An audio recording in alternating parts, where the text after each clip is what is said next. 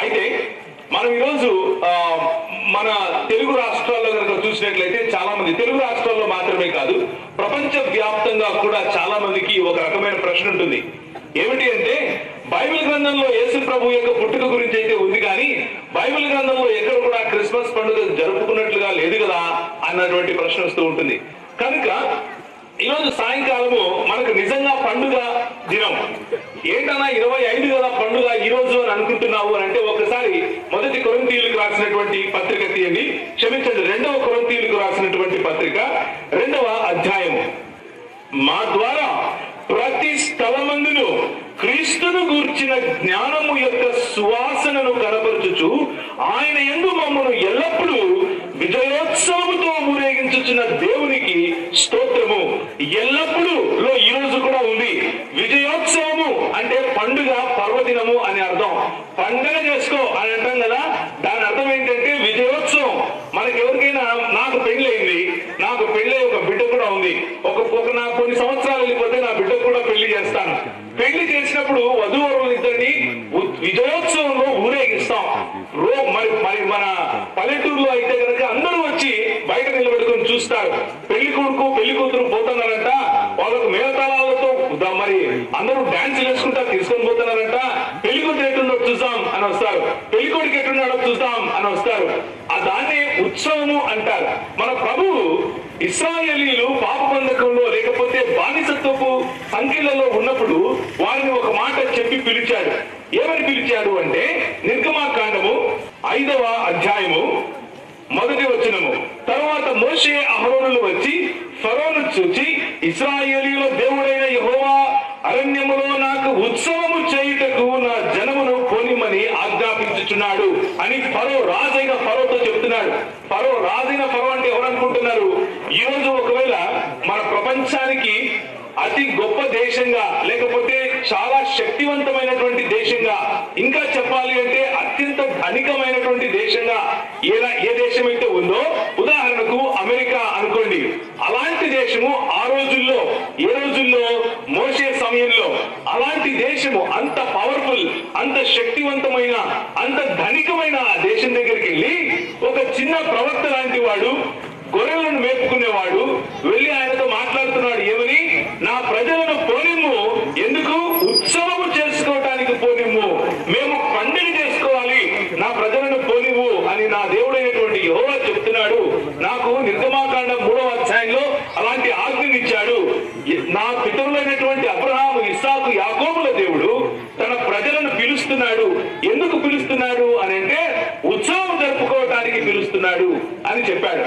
ఇందులో మనం అర్థం చేసుకోవాల్సిన విషయం ఒకటి ఉంది. ఏమిటి అంటే, మన పిలుపు, క్రైస్తవునిగా పిలువబడినటువంటి ప్రతి ఒక్కరి పిలుపు ఏమిటి అంటే ఉత్సవంలో జీవించడం. క్రైస్తవుడిగా మనం తిరిగి జన్మించిన ప్రతి ఒక్కరు అర్థం చేసుకోవాల్సిన విషయం ఏమిటి అంటే, ప్రతిరోజు పండుగలా జీవించడం. ఏ రోజు కూడా మినహాయింపు లేదు. మనం యేసు ప్రభువును ఆరాధించే వారమై ఉండగా ప్రతి దినము మనకు పండుగే. డిసెంబర్ 25 కూడా పండుగే. ఇంటున్నారన్నమాట. కేవలం డిసెంబర్ 25 కాదు, పండుగ ముఖ్యం. ప్రతిరోజు పండుగే. డిసెంబర్ 25 కూడా పండుగే. ఈ రోజు కూడా పండుగే. ఎక్కడెక్కడ మనము యేసు ప్రభువు నామములో యేసు ప్రభువు సువార్తను ప్రకటిస్తామో, ఎప్పుడెప్పుడు ఒక ఆత్మ యేసు ప్రభువును అంగీకరించి మన ద్వారా యేసు ప్రభు యొక్క గుణాతిశయాలను విన్న తరువాత యేసు ప్రభు యొక్క సామ్రాజ్యంలో ఎప్పుడైతే ఆయన అడుగెడతాడో అప్పుడు మనకు పండుగ. పరలోకంలో పండుగ, భూలోకంలో పండుగ. యేసు ప్రభు పుట్టుక రోజు పండుగ జరిగింది. యేసు ప్రభు పుట్టుక చరిత్రలో జరిగిన సత్యము. మొట్టమొదటి విషయం, ఈ విషయం అర్థం చేసుకోవాలి. ఏ మహనీయుడు పుట్టినప్పటికీ ఆ మహనీయుడు చేసినటువంటి పనుల బట్టి, ఆ మహనీయుడి యొక్క జీవితాన్ని బట్టి ఆ మహనీయుడు పుట్టిన రోజును మనం జరుపుకుంటూ ఉంటాం. కానీ యేసు ప్రభువు చనిపోవటం కోసమే పుట్టినటువంటి ఏకైక దేవాది దేవుడు. యేసు ప్రభువు చనిపోయిన మనలను రక్షించడానికి, తిరిగి బ్రతికించడానికి పుట్టినటువంటి ఏకైక మహాదేవుడు, మన దేవుడు, మన రక్షకుడు. ఆయన గురించి కొన్ని విషయాలు మనం తెలుసుకుంటాం. ఆ క్రిస్మస్ దినం గనక లేకపోతే చరిత్రలో ఈ రోజు మన జీవితాలు ఎలా ఉండేవి ఒకసారి ఆలోచించండి. పండుగను గురించినటువంటి విషయాలు మనం తెలుసుకోవాలి. చాలా సార్లు మనం అనుకుంటూ ఉంటాం, పండుగలు లోకంలో ఉండే వాళ్ళు చేసుకుంటూ ఉంటారు, మనం చేసుకోవక్కర్లేదు అని. అలా కాదు. మన దేవుడు మనం పిలిచిందే పండుగలు చేసుకోవటానికి, మన దేవుడు మనల్ని రక్షించిందే పండుగలో జీవించడానికి. ఇశ్రాయేలీలు సంవత్సరం మొత్తంలో ఎన్ని నెలలు ఉంటాయి? 12 నెలలు ఉంటాయి. 12 నెలలలో 7 పండుగలు చేసేవాళ్ళు. మన భారతదేశంలో కూడా ఎన్నో పండుగలు ఉన్నాయి లేవా? ఉన్నాయి. ఎందుకు అంటే సాంస్కృతికంగా దేవుడు మన పట్ల చేసినటువంటి మేలులను, దేవుడు మన పట్ల మనకి ఇచ్చినటువంటి ఈవులను, దేవుడు మన పట్ల కురిపించినటువంటి తన అపారమైనటువంటి కరుణను జ్ఞాపకం చేసుకోవటానికి పండుగలు ఉపయోగపడతాయి. పండుగలు ఏ సమయం అంటే ఆయా సమయాలలో దేవుని యొక్క మంచితనాన్ని జ్ఞాపకం చేసుకుంటూ సామూహికంగా మనం అందరము ఒకరికొకరము దేవుడు చేసినటువంటి కార్యాలను జ్ఞాపకం చేసుకుంటూ దేవుని పోలి అవే కార్యాలు ఒకరి పట్ల ఒకరు చేయటానికి ప్రోత్సహింపబడతాం, అవి దోహదపడతాయి. కాబట్టి పండుగలు 7 రకాల పండుగలు ఇశ్రాయేలీయులు చేసుకునేవారు. ఆ పండుగలు ఏవి అని అంటే, ఒకటి పస్కా పండుగ, రెండవది పులియని రొట్టెల పండుగ, మూడవది గుడారాల పండుగ, నాలుగవది ట్రంపెట్స్ అంటే ఏంటంటే బూరల పండుగ, ఐదవది పెంటెకోస్తు పండుగ, ఆ తర్వాత ప్రాయశ్చిత్తార్థ బలి అనే పండుగ అంటూ 7 పండుగలు చేసుకునేవాళ్ళు.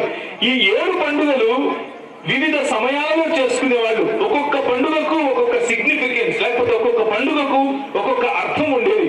ఉదాహరణకు పస్కా పండుగ అంటే మన పాపాల ప్రాయశ్చిత్తార్థమై దేవుడు పంపించినటువంటి, లేకపోతే మనము మరణించకుండా దేవుడు ఇచ్చినటువంటి గొర్రెపిల్లను చూపించే ఒక పండుగ అది.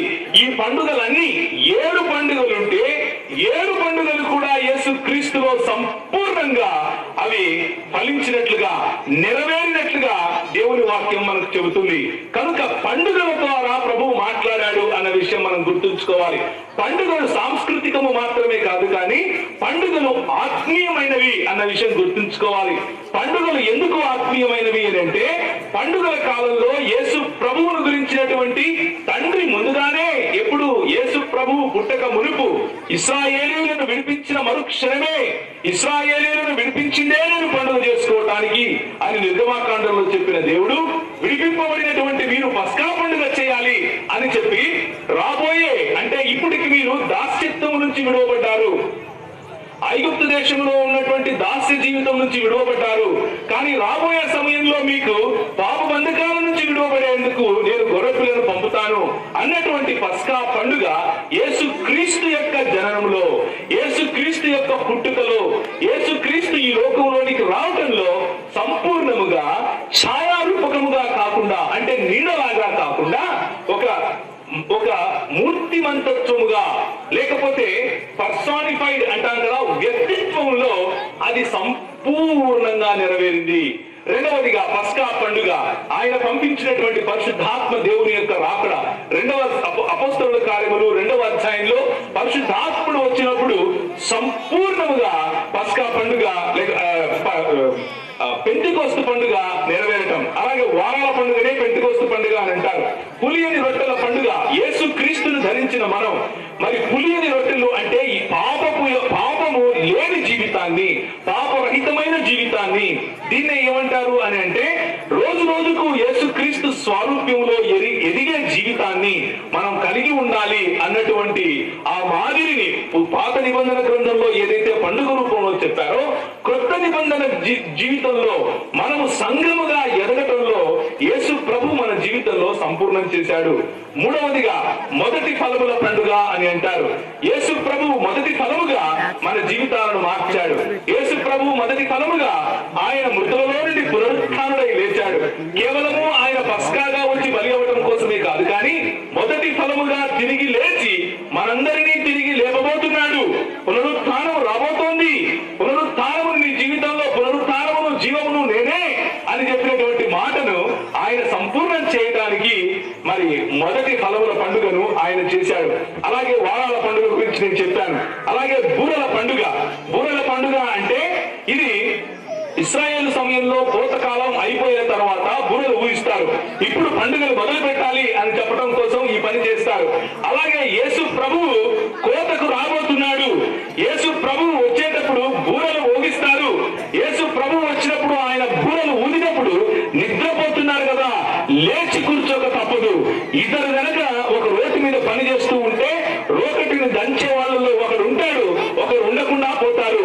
ఇద్దరు చేలోకి వెళ్ళి పని చేస్తూ ఉంటే ఒకరు ఉంటారు, ఒకరు లేకుండా పోతారు అని చెప్పినటువంటి మాటలు యేసుక్రీస్తు స్వయంగా ఈ బూరల పండుగలో ఆయన సంపూర్ణం చేయబోతున్నాడు. అలాగే ప్రాయశ్చిత్తార్థ బలిగా చేసినటువంటి పండుగ సంపూర్ణముగా యేసు ప్రభువు రాకడ తరువాత మన జీవితాలలో పాపము సంపూర్ణంగా వెళ్ళిపోవటం, మనం తిరిగి లేచి యేసు ప్రభువును మేఘారుడే వస్తూ ఉండగా చూసి మేఘాలలో ఆయనను ఎదుర్కోవటం, ఆయనతో పాటి జీవించడానికి వెళ్ళటానికి ఆయన మనకిచ్చే గుడారాలు, ఆయన మనకిచ్చే గొప్ప గొప్ప ఇళ్ళు, ఆయన మనకిచ్చే భవంతులు గుడారాల పండుగను సూచిస్తాయి. అలా 7 పండుగలు ఉంటే 7 పండుగలకు అర్థము యేసుక్రీస్తు ప్రభువే. 7 పండుగలకు అర్థం యేసుక్రీస్తు ప్రభువే అయినప్పుడు ఆయన పుట్టుక ఎంత పండుగ కావాలి? దేవునికి స్తోత్రం, హల్లెలూయా. దేవునికి జై చెప్పండి, హల్లెలూయా. యేసు ప్రభువుకు స్తోత్రం చెప్పండి, హల్లెలూయా. యేసు ప్రభువు పుట్టుక పండుగనే కాదా? చెప్పండి. ఇప్పుడు పండుగనే కాదా? పండుగే. యేసు ప్రభువు పుట్టుక పండుగే. ఎందుకు పండుగ?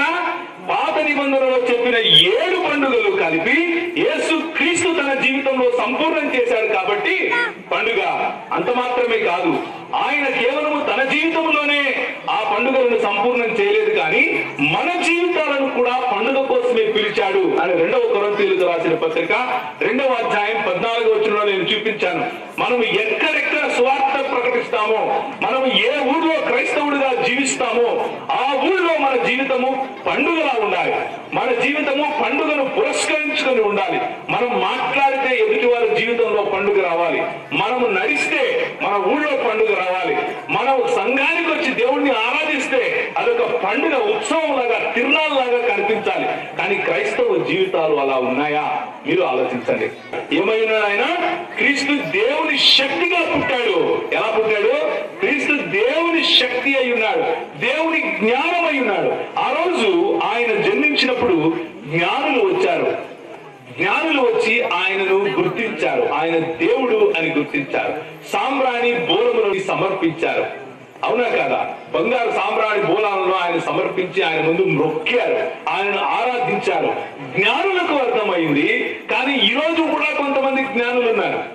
ఈ రోజు కొంతమంది తొడలు పట్టే జ్ఞానులు ఎక్కువైపోయారు. ఈ రోజుల్లో మీసాలు తిప్పే జ్ఞానులు ఎక్కువైపోయారు. ఈ రోజుల్లో ఈ తొడలు తిప్పే జ్ఞానులకు ఏంటంటే, వీళ్ళు మీరెందుకు రెవరెండ్ అంటున్నారు, మీరెందుకు ఫాదర్ అంటున్నారు అంటారు, కానీ ఈయన మాత్రం డాడీ అనాలంటారు. ఈ జ్ఞానులు ఏం చేస్తున్నారు అంటే ఈ రోజుల్లో యేసుక్రీస్తు పుట్టినవాడు అంటున్నారు. యేసుక్రీస్తు ఒకానొకప్పుడు ఈ చరిత్రలోనికి వచ్చాడు, అప్పుడే ఆయన కలిగారు అని అంటున్నారు. కానీ దేవుని వాక్యం ఏం చెప్తుందో మీరు గమనించండి. ఈ క్రిస్మస్ పండుగ ఎందుకు పండుగ అంటే, యేసుక్రీస్తు కేవలము ఈ చరిత్రలోనికి వచ్చినప్పుడు పుట్టినవాడు కాదు. ఈ క్రిస్మస్ పండుగ ఎందుకు పండుగ అంటే, యేసుక్రీస్తు ఈ సకల లోకాలను సృష్టించిన వాడు, ఆ సృష్టించిన దేవుడు నిన్ను నన్ను రక్షించడం కోసము ఈ చరిత్రలోనికి మానవ రూపము దాల్చి వచ్చాడు. యోహాను రాసినటువంటి పత్రిక 1వ అధ్యాయము 1వ వచనం ఏం చెప్తుంది? ఏ డేరాల పండుగ గురించి చెప్తుందో తెలుసా? ఏ డేరాల పండుగ గురించి చెప్తుంది అంటే, ఆదియందు వాక్యం ఉండెను, వాక్యము దేవుని యొద్ద ఉండెను, వాక్యము దేవుడై ఉండెను, ఆ వాక్యము కృపా సత్య సంపూర్ణుడై మన మధ్య నివసించెను అన్నప్పుడు వాడినటువంటి గ్రీకు పదం ఏమిటి అంటే డేరా వేసెను అని అర్థం. ఏ మాట అయితే హెబ్రీలకు రాసిన హెబ్రీల భాష అయినటువంటి హిబ్రూ భాషలో డేరాలకు వాడారో అదే మాట యేసుక్రీస్తు మన మధ్య డేరా వేసెను అని చెప్పాడు. ఎందుకు చెప్పాడు అంటే, సొలొమోను నిర్మించినటువంటి ఆ దేవాలయమును చూసుకున్నప్పుడు దేవుడు అన్నాడు, నా సన్నిధిని అక్కడ ఉంచుతాను అని. కానీ యేసు ప్రభు ఈ లోకంలోనికి వచ్చినప్పుడు ఏమన్నాడు అంటే, ఆ సన్నిధి నేనే అన్నాడు. కలిగి ఉన్నదేమీ ఆయన లేకుండా కలుగలేదు అని 3వ వచనంలో చెప్తూ ఉంటే, ఈ తొలగొట్టే వాళ్ళు ఏమంటారు? ఆయన కలిగిన వాడు అంటారు, మొట్టమొదటిగా కలిగిన వాడు అని అంటారు. మొట్టమొదటిగా కలిగిన వాడు కాదు, ఆది నుండి ఉన్నవాడు. ఆయనకు సమయము అన్నటువంటి హద్దు లేనివాడు. ఆ యేసుక్రీస్తు మన కోసం పొత్తి గుడ్డలలో చుట్టబడినటువంటి చిన్న బారుడిలాగా వచ్చాడు. క్రిస్మస్ పండుగ మనకి ఏం గుర్తు చేస్తుంది అంటే సర్వ మానవాళిని రక్షించడానికి వచ్చినటువంటి మన ప్రభువును గుర్తు చేస్తుంది. క్రిస్మస్ పండుగ ఏ భేదము లేదు, ఏ భేదము లేదు. ప్రతి కులస్థుడు, ఏ భేదము లేదు. ప్రతి మతస్థుడు, ఏ భేదము లేదు. ప్రతి మానవుడు, ఆడమగా తేడా లేదు. ప్రతి ఒక్కరూ దేవుడు అనుగ్రహించినటువంటి మాకు పాపము కారణంగా దూరమై ఉన్నారు. ఆ పాపము నుంచి రక్షించడానికి నేను ఈ చంటి బాలుడిగా పుట్టాను అని దేవుని వాక్యం చెబుతా ఉంది. ఆయన పుట్టాడు అన్నది సత్యం. అయితే ఆయన పుట్టినప్పుడే తన ఉనికి ప్రారంభమైంది అని అనుకునే వాళ్ళు ఆలోచన లేకుండా, సమగ్రమైన అవగాహన లేకుండా అనుకుంటూ ఉంటారు. యేసు ప్రభువు పుట్టక ముందు నుంచి ఉన్నవాడు. యేసు ప్రభువును గురించి దాదాపు ఆయన పుట్టక ముందు సృష్టి ఆరంభం నుంచి ఆయన మాట్లాడుతూ వస్తున్నాడు. మీకా గ్రంథము 5వ అధ్యాయము 2వ వచనము. ఎవరైనా గట్టిగా చదువుతారా? మీకా గ్రంథము 5వ అధ్యాయము 2వ వచనం. అయితే సమూహముగా కూడుదానా, సమూహముగా కూడుము, శత్రువులు మన పట్టణమును ముట్టడి వేయుచున్నారు. వారు ఇశ్రాయేలీయుల న్యాయాధిపతిని కర్రతో చెంప మీద కొట్టుచున్నారు. 2వ వచనం. బెత్లెహేము ఎఫ్రాతా, యూదా వారి కుటుంబములలో నీవు స్వల్ప గ్రామమైనను నా కొరకు ఇశ్రాయేలీయులను ఏలబోవాడు నీలో నుండి వచ్చును. పురాతన కాలముగా మొదలుకొని శాశ్వత కాలము ఆయన ప్రత్యక్షమగుచుండెను. యేసుక్రీస్తు ఎప్పటి నుంచి ప్రత్యక్షమవుతూ వస్తున్నాడు? పురాతన కాలము మొదలుకొని శాశ్వత కాలము ప్రత్యక్షమగుతూ వస్తున్నాడు. యేసుక్రీస్తు ఎవరు అంటే ఆయన ఈ భూమికి పునాదులు వేసిన వాడు. యేసుక్రీస్తు ఎవరు అంటే ఈ ఆకాశ మండలములను సృజించిన వాడు. యేసుక్రీస్తు ఎవరు అంటే సమయం అన్నది పుట్టక ముందు నుంచి మాట్లాడుతున్నటువంటి వాడు. యేసుక్రీస్తు ఎవరు అంటే తండ్రి, కుమార, పరిశుద్ధాత్మలుగా అవిభాజ్యుడుగా ఉన్నటువంటి దేవుడిలో ఆయన ఒక వ్యక్తి అయ్యున్నాడు. ఇలాంటి దేవుడు మన మధ్య పుట్టాడు. ఆ విషయం అందుకు మనం పండుగ జరుపుకోవాలి. ఇలాంటి దేవుడు మన మధ్య పుట్టినందుకు మనం పండుగ జరుపుకోవాలి. ఒకరోజు కాదు, ప్రతిదినము పండుగ జరుపుకోవాలి. ప్రతి దినము పండుగ జరుపుకోవాలి. పండుగలో జీవించాలి. మనం మాట్లాడే మాటలు ప్రజల్లో పండుగ సృష్టించాలి. అందుకని 3వ అధ్యాయం 16వ వచనంలో మనం చూసినట్లుగా దేవుడు లోకాన్ని ఎంతో ప్రేమించాడు. ఏమున్నాయా మనలో ప్రేమించడానికి? ఈ దేవుడు మనకు ఇచ్చాడు అన్న మాత్రమే కాకుండా ఆయన లెక్క అడుగుతాడు అని జ్ఞాపకం చేస్తుంది. మనం ఇంకా యేసు ప్రభు ఇంకా పొత్తిగుట్టల్లోనే ఉన్నాడు, ఇంకా ఆయన పశువుశాలలో ఉన్నాడు అని అనుకుంటారు. ఆయన రాబోతున్నాడు. ఆయన వచ్చినప్పుడు ప్రశ్నిస్తాడు. ఆయన వచ్చినప్పుడు లెక్క అడుగుతాడు. యెహోవా దేవుడు లెక్క అడిగినట్టుగా నిజానికి తీర్పు తీర్చేది యేసు ప్రభువే. ఆయనే ఆకాశ మేఘారుడై రాబోతున్నాడు. తెల్లటి గుర్రం మీద రాబోతున్నాడు. మనల్ని ప్రశ్నిస్తాడు. తీర్పు తీర్చడానికి ప్రశ్నిస్తాడు.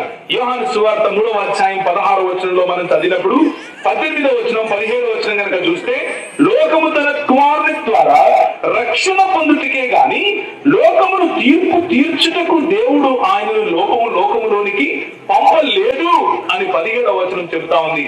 ఆయన తీర్పు తీర్చడానికి మొదటగా రాలేదు. ఆయన తీర్పు తీర్చకుండా ఆయన తన ప్రాణాన్ని పెట్టడానికి, లేకపోతే మన పైన రావాల్సినటువంటి తీర్పును తన పైకి తీసుకొనటానికి ఆయన వచ్చాడు. అందుకే కొలస్సీలకు రాసిన పత్రిక ఏం చెప్తుంది అంటే, దేవునికి మనకు మధ్య ఆయన శాంతి చేశాడు. దేవునికి మనకు మధ్య ఆయన సమాధానాన్ని నెలకొల్పాడు.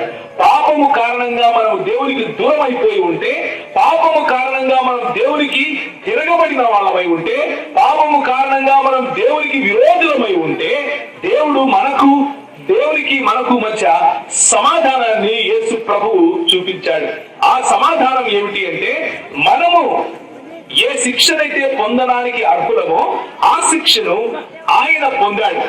ఆయన శిలువ పైన ఆ శిక్షను పొందాడు కాబట్టి మనం రక్షింపబడ్డాం. రక్షింపబడిన మనకు ఇక ఏ తీర్పు లేదు.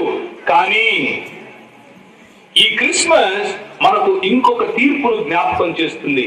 ఏమిటి అంటే, ఆయన తిరిగి వచ్చినప్పుడు నిన్ను లెక్క అడుగుతాడు. నీకు ఇచ్చినటువంటి ప్రతి తలాంతు మీద లెక్క అడుగుతాడు. నీకు ఇక్కడ స్థానికంగా సంఘం ఇచ్చాను, ఆ సంఘంలో నువ్వు చేసినటువంటి పని ఏంటి అని లెక్క అడుగుతాడు. నేను నీకు నాయకులను ఇచ్చాను, ఆ నాయకులకు నువ్వు ఎంత మాత్రం విధేయత చూపించావు అని లెక్క అడుగుతాడు. నేను నీ సంఘంలో వాక్య పరిచర్యను చేయించాను, ఆ వాక్యానికి విధేయత ఎంత చూపించావు అని అడుగుతాడు. ఇంతకు మన జీవితాల్లో యేసు ప్రభు పుట్టాడా అన్నదే ప్రశ్న. ఎన్ని క్రిస్మస్లు వస్తాయి, ఎన్నో క్రిస్మస్లు వెళ్ళిపోతాయి. అమ్మా అన్నా, చాలా క్రిస్మస్లు వస్తాయి, క్రిస్మస్ వెళ్ళిపోతాయి. కానీ ఇవంతా తింటాం, టేపులు వస్తాయి, మరుసటి రోజుకి అయిపోతాయి. అది కాదు పండుగ. యేసుక్రీస్తు మీ జీవితంలో పుట్టాడా? యేసుక్రీస్తు మీ హృదయంలో పుట్టాడా? ఇది అసలైన ప్రశ్న. అప్పుడు నిజమైన పండుగ మీ జీవితంలో మొదలవుతుందమ్మా. అప్పుడు నిజమైన పండుగ మీ జీవితంలో మొదలవుతుందన్నా. యోహాను సువార్త 3వ అధ్యాయం 16వ వచనం మనం చదివాం. దేవుడు, అద్వితీయ దేవుడి యొక్క పరిచయం క్రిస్మస్ చేస్తుంది అని మనం చూసాం. అద్వితీయ దేవుని యొక్క ప్రేమను క్రిస్మస్ పరిచయం చేస్తుంది అని చూసాం. అద్వితీయ దేవుడు ఇచ్చాడు అన్న విషయాన్ని క్రిస్మస్ గుర్తు చేస్తుంది అన్న విషయాన్ని చూసాం. అలాగే అద్వితీయ దేవుడు మనకు ఇవ్వటం మాత్రమే కాదు, లెక్క అడుగుతాడు అన్న విషయాన్ని కూడా మనం చూసాం. ఒకసారి ప్రకటన గ్రంథం తీస్తారా? ప్రకటన గ్రంథం 19వ అధ్యాయం 11 నుంచి 16 వరకు కనుక చూస్తే చక్కటి మాటలు దేవుని గ్రంథంలో ఈ క్రిస్మస్ కు ప్రత్యేకంగా మనకు దేవుడు అడిగే ప్రశ్నలు. మరియు పరలోకము తెరవబడి ఉన్నట్టు చూచితిని, అప్పుడు ఇదిగో తెల్లని గుర్రం ఒకటి కనబడెను, దాని మీద కూర్చుని ఉన్నవాడు నమ్మకమైన వాడును సత్యవంతుడును అని నామము గలవాడు, ఆయన నీతిని బట్టి విమర్శ చేయొచ్చు యుద్ధము జరిగించుచున్నాడు. ఆయన నీతిని బట్టి విమర్శ చేస్తూ యుద్ధము జరిగించినప్పుడు మీరు ఎవరి పక్షాన ఉండాలనుకుంటున్నారు? శరీరమును మాత్రమే నాశనం చేసేవాడికి భయపడి, ఈ లోకంలో కులము, మతము, నా వాళ్ళు, నా గ్రామము, నా పెద్దలు, నా అన్నటువంటి ఈ నాలో పడిపోయి విమర్శ చేసే దినాన ఆయన పక్షముగా ఉండేవారుగా ఉంటారా, లేక ఆయనకు విరోధులుగా ఉండేవారుగా ఉంటారా అన్నటువంటి ప్రాముఖ్యమైన ప్రశ్నను మర్చిపోవద్దు. ఆయన వచ్చినప్పుడు మనల్ని ప్రశ్నిస్తాడు. ఆయన వచ్చినప్పుడు ఇంకా పొత్తిగుడ్డలలో చుట్టబడినటువంటి చిన్న బాలుడిగా రాడు. ఆయన ఉద్దండ కోపముతో వస్తాడు. ఆయన తీర్పు తీర్చడానికి వస్తాడు. ఆయన చేతిలో ఖడ్గం ఉంటుంది. ఆయన నీతిని బట్టి విమర్శ చేస్తాడు. మన జీవితంలో ఉన్న నీతిని ఆయన ప్రశ్నిస్తాడు. ఆ రోజు మీరు నమ్ముకున్న తొడలు కొట్టే వాళ్ళు పనిచేయరు. ఆ రోజు మీరు నమ్ముకుంటే మీసాలు తిప్పే వాళ్ళు పనిచేయరు. ఆ రోజు స్థానిక సంఘమే మీకు పనికొస్తుంది. స్థానికంగా ఉన్నటువంటి నమ్మకమైన దాసులు మీకు పనికొస్తారు. ఆ రోజు స్థానిక సంఘంలో నమ్మకంగా వాక్యం బోధిస్తే వాక్యము విన్న మీరు నిలబడగలుగుతారు. కల్లబుల్లి మాటలు చెప్పి వాక్యాన్ని వక్రీకరించి ప్రజలను తప్పుదో పట్టించే వాళ్ళు ఆ రోజు నిలబడరు. ఆయన తీర్పు తీరుస్తాడు. ఆ తీర్పులో మనం నిలవాలి. యేసుక్రీస్తు మీ హృదయాలలో పుట్టాడు. ఎప్పుడో ఒక సమయంలో పుట్టిన యేసుక్రీస్తు పుట్టాడా, లేక దేవుడైనటువంటి యేసుక్రీస్తు మీ హృదయాలలో పుట్టాడా? ఒకవేళ పుట్టి ఉండకపోతే ఈరోజు మీకు ఒక మంచి అవకాశం. యేసుక్రీస్తు మీ జీవితంలో పుట్టాలి. యేసుక్రీస్తు అనే తొలకరి జల్లు మీ హృదయాలలో అది కురిస్తే మీరు చిగురిస్తారు. మీ జీవితం నిజముగా పండుగగా మారుతుంది. కనుక ఈ క్రిస్మస్ మనకు తండ్రి ప్రేమను గుర్తు చేసి మన కుటుంబాల్లో ప్రేమను నింపునుగాక. ఈ క్రిస్మస్ తండ్రి ఇచ్చాడు అన్న విషయాన్ని జ్ఞాపకం చేసుకుని మనం ఒకరికి ఇచ్చేవారముగా ఉండులాగా చేయుగాక. ఈ క్రిస్మస్ అద్వితీయ దేవుణ్ణి పరిచయం చేసింది కాబట్టి ఆయనతో సంబంధం మనకు కలుగునుగాక. ఈ క్రిస్మస్ కుమారుడు మనల్ని లెక్కడుగుతాడు కాబట్టి మనము పరిశుద్ధమైన జీవితం జీవించే ప్రయత్నం చేయుదుముగాక. అలాంటి జీవితం మనం జీవించకపోతే సంవత్సరాల తర్వాత సంవత్సరాలు గడుస్తాయి, సంవత్సరాల తర్వాత సంవత్సరాలు వెళ్ళిపోతాయి. కానీ మనం అక్కడే ఉంటాం.